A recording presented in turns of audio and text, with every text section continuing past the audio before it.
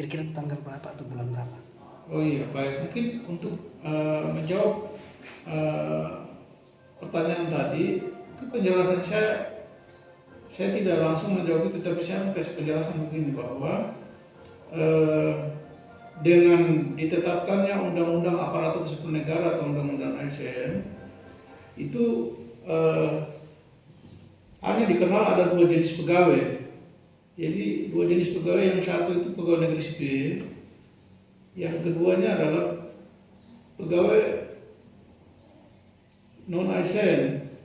Pegawai non ASN ini yang dikenal dengan maaf saya ulang lagi syaratnya. Jadi dengan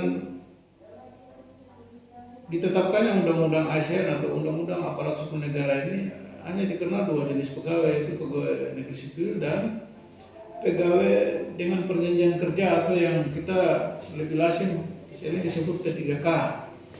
Jadi dua jenis pegawai ini saja, sehingga ini sudah amanat undang-undang, sehingga pemerintah daerah sudah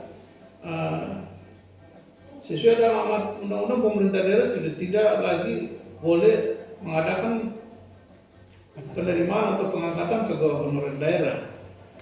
Sehingga ini amanat undang-undang, sehingga dengan ditetapkan undang-undang ini tidak hanya di Kabupaten Maluku Selatan, di seluruh Indonesia ada penyesuaian untuk mengikuti amanat undang-undang ini, sehingga masing-masing daerah dan secara khusus di Kabupaten Maluku Selatan tentu kalaupun nanti ada alokasi formasi yang dibuka. Nah itu tadi saya bilang saya tidak langsung menjawab yang pertanyaan tadi, tapi kami menjelaskan dulu dari sini. Walaupun nanti ada formasi yang dibuka,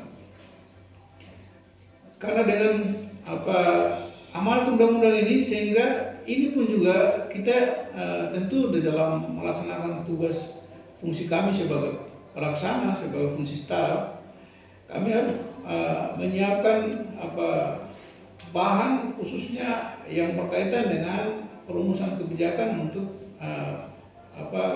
pengambilan keputusan dalam ini oleh pejabat pembina kepegawaian. Sehingga di masa ini kami melihat bahwa ini masa peralihan, masa transisi dengan pemberlakuan undang-undang ini, dan kemudian ada pelarangan atau tidak boleh lagi ada pegawai honor. Tapi pegawai honor ini sebelum ditetapkan undang-undang ini, kita di daerah ini Kabupaten Mansel yang baru sebagai daerah otonom, di awal hadirnya kabupaten ini kan kita sangat terbatas sekali pegawai, sehingga dengan keterbatasan ini bupati sebagai pejabat pembina kepegawaian dengan kewenangan yang ada untuk mengisi kekosongan ini, ada pengangkatan atau ada penerimaan untuk pegawai honor, dan itu dibayarkan oleh daerah melalui APBD, dianggarkan untuk bayar mereka, dan mereka ini sudah mengabdi sejak hadirnya kabupaten ini dari 2014, 2015 sampai sekarang. Ini sudah ada, mereka ini sudah ada, dan tercatat sampai dengan hari ini ada kurang lebih 3.200-an tenaga honorer yang ketika berlakunya amanat undang-undang yang tadi saya jelaskan itu, tentu mereka ini tentu harus kita pastikan mereka ini tetap harus ada kepastian juga buat mereka, tetapi bukan berarti kita menjamin untuk mereka itu semua diangkat, tetapi mereka ini sudah mengabdi dan mereka punya status juga sebelum berlaku undang-undang ini adalah pegawai honor daerah ataupun kontrak daerah. Ini yang tadi di awal tadi saya jelaskan kaitan dengan verifikasi tadi. Jadi ada kurang lebih 3.000-an pegawai honor daerah ini. Kalaupun nanti ada formasi yang dibuka, tentu formasi ini hanya cuman mengacu kepada dua jenis pegawai tadi, ada pegawai negeri sipil dan pegawai dengan perjanjian kerja. Tentu mereka yang sudah tercatat ini kan cukup banyak ini, sementara kita tahu formasi itu selalu terbatas, karena penentuan formasi ini adalah kewenangan pemerintah pusat yang melalui Kemenpan mereka sudah tetapkan, supaya jangan lagi menjadi membuat hal-hal yang kemudian menjadi gesekan dan tentunya kita tidak lakukan. Ya, tentu kami dari sisi fungsi sebagai pelaksana, kami dengan melakukan penertiban data yang ada dari kurang lebih 3.000-an pegawai honorer ini, kan ada kategori. Kita tahu ada kategori batas usia yang usia 20 sampai 35, ada 35 ke atas. Ya, kita akan dapatkan data. Kita berharap nanti kalaupun ada formasi yang tersedia yang usia 20 sampai 35 bisa ikut melalui seleksi lewat formasi umum untuk diangkat jadi pegawai negeri sipil. Sementara yang 35 tahun mereka ikut lewat formasi P3K. Nah, supaya kita berikan proteksi untuk mereka ini saja. Mohon maaf, mungkin yang lain, yang pencakar lain, karena formasi ini secara nasional dibuka semua daerah, jadi bisa masing-masing daerah, karena dari 3.000-an ini juga tidak otomatis diangkat, tapi nanti melalui proses seleksi. Jadi mereka sendiri berkompetisi lewat seleksi yang ada, tetapi justru lebih menghindari hal-hal yang bisa membias kepada gangguan-gangguan seperti yang menjadi pengalaman kita di masa lalu. Tidak hanya di Mansel, tetapi hampir di mana-mana kita ikuti di berita itu terjadi kericuan gara-gara tadi. Nah, ini juga memang perlu ada tersosialisasi dengan baik juga kepada masyarakat supaya hal ini juga, karena tidak serta-merta karena mereka sudah tercatat di data terus otomatis diangkat, karena penentuan formasi itu tentu ditentukan oleh pejabat yang berkewenangan, dalam hal ini ditentukan di pemerintah pusat melalui Kementerian Aparatur Negara, Kementerian PAN dan LB itu. Jadi kita di daerah dalam hal ini sebagai fungsi staf, ya kita memastikan bahwa itu tadi. Tentu di daerah juga Bapak Bupati selaku pejabat pembina kepegawaian, apa yang menjadi arahan, yang menjadi komitmen beliau, ya itulah yang kami sebagai staf, kami juga harus berusaha untuk bisa menerjemahkan itu. Tentu juga tidak lepas, kami juga pasti selalu minta arahan, minta pandangan, tapi tentu kami sebelum minta pandangan, arahan, kami harus menyiapkan bahannya dulu berupa data, baru nanti kita sampaikan, sehingga beliau dalam merumuskan arah dan kebijakan kaitan dengan pengisian formasi juga ya berdasarkan betul-betul apa yang kita sudah maksimal lakukan. Karena sekali lagi penentuan itu bukan lagi kami sebagai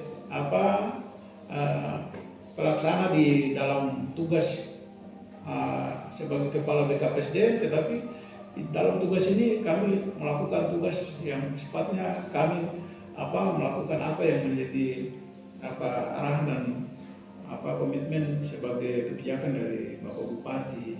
Ya, saya kira mungkin yang bisa dapat kami jawab terkait dengan itu, karena kami tidak bisa langsung menjawab secara langsung terhadap pertanyaan Bapak tadi kaitan ini. Untuk Mansel sini dari sejak lahir sampai sekarang kan baru satu kali pemilu. Satu kali. Berapa kali kita belum laksanakan? Iya, ada, kita sama-sama tahu ada formasi yang sudah dialokasikan pada beberapa waktu lalu. Yang pertama 2018 itu yang sekarang sudah pemberkasan. Ini pun kan molor waktunya. Yang seharusnya kalau itu tidak ada halangan-halangan pasti sudah berikut lagi, tetapi karena dengan situasi kondisi tidak hanya di Mansel tetapi hampir secara umum di mana-mana, sehingga ini berdampak terhadap memastikan supaya tidak terulang lagi, sehingga memang waktunya terus molor. Yang jelas bahwa kami juga akan memaksimalkan sumber daya aparat yang ada di sini untuk bisa dapat kami maksimalkan apa yang seharusnya kami kerjakan. Kalau bisa sebelum ditetapkan waktu pelaksanaan apa yang diisukan saat-saat ini, hari-hari ini kita mulai menata apa kesiapan supaya ketika kapan itu diumumkan ya secara penyiapan kita sudah siap. Termasuk tadi supaya kita proteksi mereka ini. Tetapi itu menurut apa yang bisa kita lakukan. Tapi selanjutnya ya dengan pendataan yang baik tentu itu menjadi bahan juga yang harapannya bisa kami sajikan juga kepada Bapak Bupati selaku pejabat pembina kepegawaian yang punya kewenangan. Kami yakin kalau sebagai staf kami bisa menyiapkan data yang bisa dipertanggungjawabkan. Pasti sebagai pimpinan juga beliau pasti mudah untuk dapat memutuskan. Itu yang kami maksimalkan usahakan, tapi tidak juga mengorbankan tugas-tugas rutin yang lain. Semua harus tetap berjalan. Yang pasti untuk Mansel lebih difokuskan bagi yang sudah honor ya. Untuk CPNS. Iya. Yang 2 porsi itu.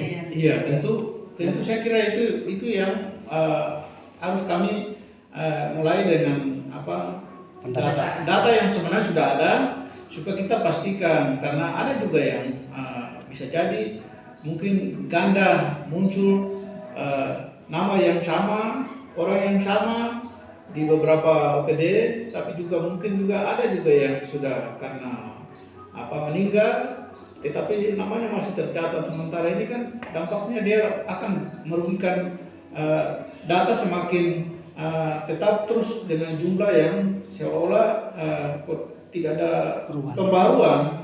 Jadi pembaruan ini, tapi juga tentu kita sama-sama tahu ketegasan Bapak Bupati dilarang untuk menambah. Kalau ada yang menambah, ya saya tidak bisa. Bapak wartawan di sini juga selalu dengar ya pernyataan itu. Jadi ini komitmen beliau yang ini juga tidak lepas dari belanja, karena ketentuan belanja gaji juga sesuai dengan ketentuan di dalam pengelolaan keuangan daerah juga itu memang sudah diamanatkan dengan berlakunya Undang-Undang ASN yang terbaru ini. Sudah ditentukan bahwa maksimal daerah menetapkan anggaran belanja untuk gaji pegawai itu 30% dari total APBD. 30% itu maksimal. Ya syukur-syukur bisa di bawah itu. Tapi dengan kondisi jumlah pegawai yang tidak bisa kita kendalikan, ini bisa lebih dari itu. Karena kita tahu kita punya APBD berapa. Kalau hanya 30%, ya syukur, tetapi jangan sampai dia melampaui itu akibat dari kita tidak kendalikan tadi. Tapi semua itu kami hanya dari sisi sebagai fungsi staf, tapi tentu di dalam keputusan ini sebenarnya ada. Tapi kalau Bapak Bupati sudah sering menyampaikan komitmen seperti itu berkaitan dengan penertiban, apalagi dengan keuangan daerah, ya tentu kami dengan komitmen itu kami juga harus sebagai staf kami harus serius untuk melaksanakan apa yang menjadi komitmen beliau supaya betul-betul anggaran daerah juga bisa bisa kita hindari hal-hal yang justru semakin memberatkan. Masih banyak kebutuhan belanja yang wajib daerah harus perhatikan di luar dari belanja gaji pegawai. Ini yang mungkin kami berharap teman-teman yang saat ini mendapatkan kesempatan baik sebagai pegawai negeri sipil, tapi juga kepada yang saat ini sebagai pegawai non ASN, kita juga harus menyadari bahwa walaupun daerah dengan kondisi keuangan yang sangat terbatas, tapi kita sudah diterima. Jadi mari kita laksanakan tugas tanggung jawab kita dengan baik.